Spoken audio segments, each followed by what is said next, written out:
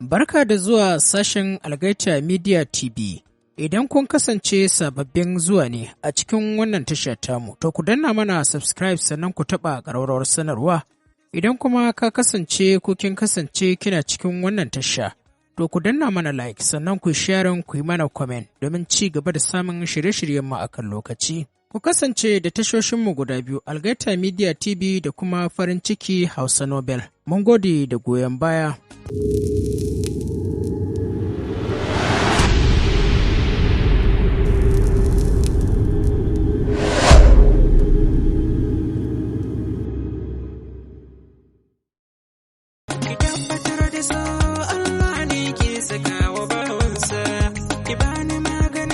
Jama'a Assalamu alaikum, barkanmu da warhaka, barkanmu da sake haɗuwa da ku a cikin wannan shiri namu, wanda muke karanto muku littafi mai suna Dahuwar mutum, littafin shahararriyar marubuciya wato Khadija S. Muhammad matar J. Idan ba ku manta ba, na tsaya ne inda nake ba ku labarin. Ke ce, ya faɗa idanuwansa na kan fuskarta. A ranar da Bilkisu ta ci gaba da aika masa, ya ce gaskiya nake gaya miki, ya maimaita maganar babu alamun wasa a kan fuskarsa. Bilkisu ta ɗan juya kamar mai neman wani abu, sannan daga bisani ta mayar da kallonta a kansa. Babu alamun wasa a kan fuskarsa tsawon minti biyun da ta kwashe tana kallon fuskarsa. Kai ina, a fili ta furta hakan, tare da miƙewa da zummar ta fice daga cikin hall ɗin. Ya riko hannunta daga zaunen da yake. To daga nan ne muka tsaya, yanzu kuma insha Allahu za mu ci gaba. Bismillahirrahmanirrahim, da sunan Allah mai rahama mai jin ƙai muke fara dukkanin lamari. Allah muna roƙonka yadda muka fara lafiya, Allah ka sa mu gama lafiya. Dahuwar mutum kashi na 44. Karan farko kenan da ta ji wani abu ya shiga fatarta, ya shiga cikin jinin jikinta tare da ratsa ɓargon jikinta, ya ratsa dukkanin wani sassa na jikinta sakamakon riƙe mata hannun da ya yi. Ta yi saurin ɗauke idanta daga cikin nasa, karo na farko kenan da ta ji ba ta iya kallon ƙwayar idanunsa. Jita kanta ya yi mata nauyi gingiran, tamkar an ɗora mata dutsen dala. Yayin da kuma a cikin zuciyarta ta kasa gaskata abin da Sef ɗin ya faɗa.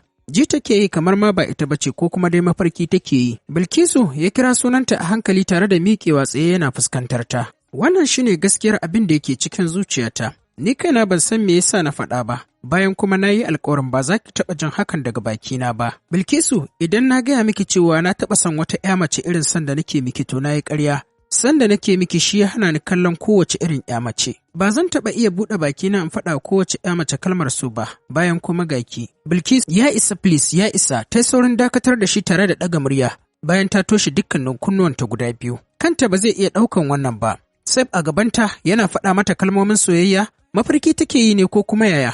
Me yasa ma ta zo nan ɗin? Da ta san abin da zai faɗa mata kenan da ba ta zo nan ɗin ba.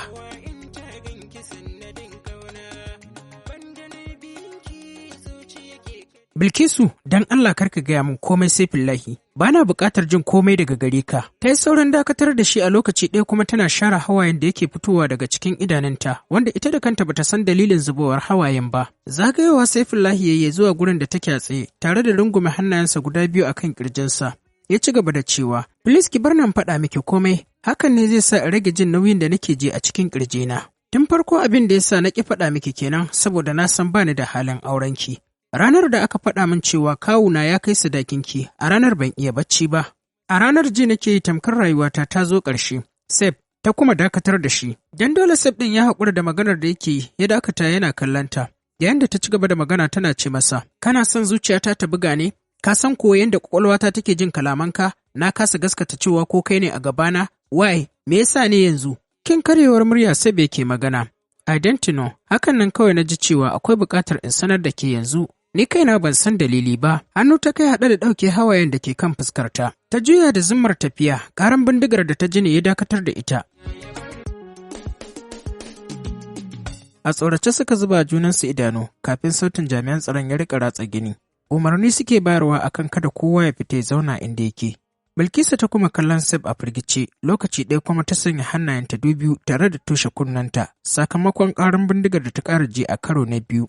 Shi ma a hanzarce ya nufi ƙofar da ta kasance ta gilashi ce, yana kallon yadda mutane suke ficewa daga gurin a guje ba tare da sun saurari motocinsu ba, duk da irin gargaɗin da jami'an tsaron suke yi. Sef, mu ma mu fita kawai, Bilkisu ta faɗa cikin wata iriyar murya da take nuna tsantsar tashin hankalin da take ciki. Ganin cewa Sef ɗin bai tanka mata ba, ya sanya ta nufi ƙofar tare da faɗin ni dai fita zan yi wallahi. Tsoro nake ji. Cikin zafin nama ya fusgo ta hannunta dubiyin ya riƙe, yana kallonta cikin tashin hankali tare da faɗin ki dawo cikin hayyacinki fa. Kin san me kike ƙoƙarin yi? Kin san hatsarin da kike tunkara kuwa? Ta rufe bakinta wanda tun lokacin da Sef ɗin ya fara maganar bakin na teki a buɗe. Ta kai kallonta zuwa farfajiyar hotel ɗin, wadda ta rage hayaniya da guje-gujen jama'a. Cikin muryar kuka ta ce wallahi ni dai tsoro nake ji. Janyo ta yi sosai ya zuwa jikinsa. Yana jin yadda zuciyarsa take bugawa da ƙarfi, alamun tana cikin firgici. Shi kansa bai da wata bukata a yanzu, da ya wuce fice daga cikin hotel ɗin. A tarihin rayuwarsa bai taɓa shiga tashin hankali irin na yau ba. Ya so a ce shi kaɗai ne, da sai hankalinsa ya fi kwanciya,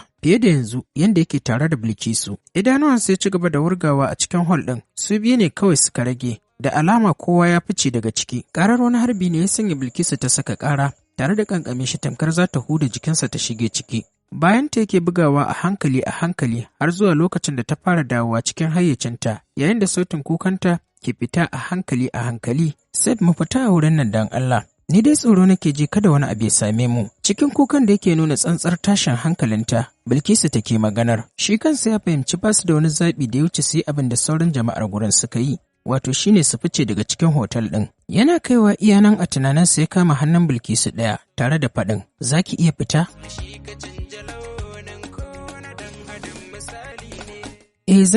Zan iya wallahi, zan iya, don Allah mu fita Sef. Cikin tsoro Bilkisu take maganar, idanuwanta a cikin nasa, ya sauke wata nauyar ajiyar zuciya, lokaci ɗaya kuma ya damƙi hannunta suka nufi ƙofar da za ta sada su da harabar hotel ɗin. Shi ne ya fara fita bayan ya buɗe ƙofar. A hankali ya rika wurga idanuwansa a cikin harabar hotel ɗin, wurin ya shiru tamkar babu wani abu mai numfashi.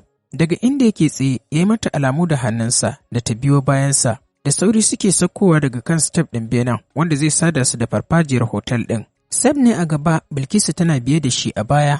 A kowane daƙiƙa yake wurga idansa tare da waigowa bayansa domin ya kalli Bilkisu don tabbatar ma da kansa cewa tana nan lafiya.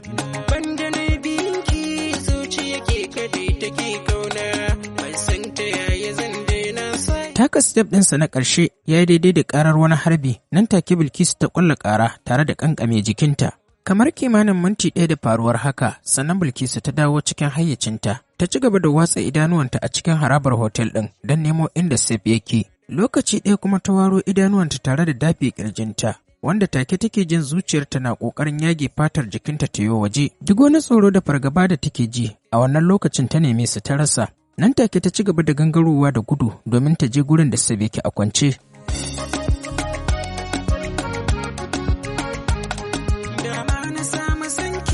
Gaba ɗaya ta rarimo Sef ɗin ya zuwa jikinta tana ƙwalla mishi kira cikin firgici da tashin hankali. Sef, subhanallahi, inna lillahi wa inna ilaihi raji'un. Sef, don Allah ka buɗe idanunka ka kalle ni. Sef, na shiga uku, me ya same ka? Jinin da ta ga ya biyo hannunta ne ya sanya ta ta yi saurin sakinsa ƙasa a tsorace. Ta bi hannun nata da kallo, a mugun tsorace take kifta idanu tana kallon hannun nata. Cikin sauri ta mirgina shi, nan take ko ta ga farar bes ɗinsa ta canja kala ta yi jawur. A hanzarta ta miƙe tare da ƙwalla ƙara wanda ya sanya dukkanin ilahirin gidan amsawa. Inna lillahi wa inna ilaihi raji'un. Sun harbe min ɗan uwana wallahi. Na shiga uku, jama'a dan Allah ku taimaka min ɗan uwana zai mutu. Abinda Bilkisu take faɗa kenan cikin tashin hankali. Daga yadda ya so ya kwantar mata da hankali ko kuma ya bata ƙarfin gwiwa amma ya kasa hakan sakamakon azababban zafin da yake ji a tsakiyar gadon bayansa. Kallanta kawai yake yi haɗe da karanto tashin hankalin da yake gani a kan fuskarta. Da sauri ta kuma ƙarasawa gurin da yake haɗe da rungumo shi zuwa jikinta. Sef, tashi don Allah ka daure, zan kai ka asibiti. Don Allah ka buɗe idanunka. Ka san dai babu wanda ya san mun zo nan. Don Allah ka buɗe idanunka ka kalle ni. Girgiza kansa Bilkisu ta shiga yi a daidai lokacin da ta kai ƙarshen maganarta. Kamar wadda aka tsekara haka ta miƙe ta riƙa zirga-zirga a tsakiyar farfajiyar. Tana kai kawo tsakanin inda farfajiyar take da kuma inda Sef yake a kwance a cikin jini. Cikin ɗaga murya Bilkisu take magana tana faɗan jama'a don Allah ku zo ku taimaka min. An harban min ɗan uwa. Jin babu wanda ya amsa kuma babu alamun wani yana zuwa, ya sanya ta ta yi hanzarin komawa gurin da Sef yake a kwance. Wannan karan da ƙyar Bilkisu ta ɗago shi ya zuwa jikinta, ta ci gaba da girgiza shi. Saifullahi, Sef, dan Allah ka yi min magana. Please, Sef, dan Allah ka buɗe idanka. Karka ce za ka tafi ka bar ni. Sef, bani da amsoshin tambayoyin da mutane za su yi mani. Ba ni da ƙwarin gwiwar ci gaba da rayuwa ba tare da kai ba. Sef, ka san yadda kake a cikin zuciyata, ka san rauni ne, kai ne ƙarin ƙwarin gwiwata akan komai. Da ƙyar ta iya janye ɗaya hannunta daga jikinsa tare da sharce hawayen da yake zarya akan kumatunta. Ta zuba mishi jiƙaƙƙun idanuwanta tana kallon idanunsa da suka limshe a hankali, sannan kuma ta kai kallonta zuwa kan ƙirjinsa. Zubawa ƙirjin nasa idanu ta tana kallon ƙirjin nashi. Shiru ta na wani ɗan lokaci tana kallon ƙirjinsa. Wani kukan ta kuma ƙwallawa da ƙarfi, lokaci guda kuma ta mamutse a jikinsa. Kuka ta ci gaba da yi da ƙarfi, tamkar dan shi aka kawo ta duniya. Da ƙyar jami'an tsaron suka iya janye ta daga jikin Sef, suka ɗauke shi zuwa cikin mota. Ita kuma aka sanya ta a cikin wata motar ta daban. Tunda ta shiga cikin motar ta kife kanta a tsakanin cinyoyinta, kuka kawai take yi, babu kuma wanda ya damu da kukan da take yi. Bayan wani lokaci babu jimawa aka ce su fito bayan motar ta tsaya. To jama'a, duka kuma a nan za mu dakata, sai kuma idan Allah ya kai mu mun zagayo inda za ku ji mu ɗauke da ci gaban wannan labari. Muna ƙara ba ma'abota sauraron wannan shiri namu haƙuri. Ga masu son su ci gaba da kasancewa da shirin akai-akai, to za su iya danna mana subscribe a sabuwar tashar mu mai suna farin ciki Hausa Novel. Ku ci gaba da kasancewa da wannan tasha tamu ta Algaita Media TV. Muna miƙa godiya da goyon bayan da kuke bamu. Suka